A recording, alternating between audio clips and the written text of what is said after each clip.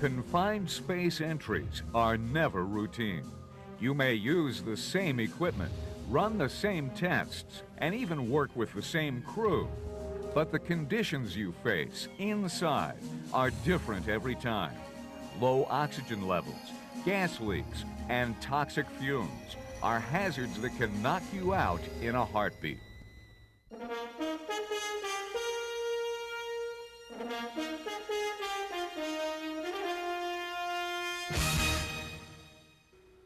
Because of the dangers presented by confined spaces, the Occupational Safety and Health Administration created the permit-required confined space regulation. Confined spaces are spaces that are large enough for a person to enter, but access to the space is physically limited or restricted.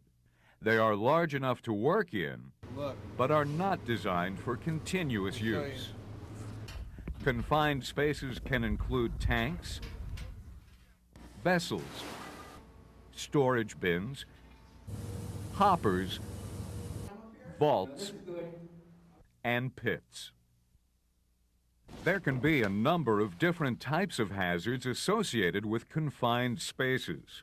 Conditions to watch out for when working with these spaces include hazardous atmospheres, such as those containing flammable or toxic gases and vapors, atmospheres with too little or too much oxygen, or tight areas that could trap or suffocate workers. You also need to look out for spaces that contain materials which can engulf people working in them. Of course, the best way to avoid these hazards is to bring your work outside the confined space. Unfortunately, this isn't always possible.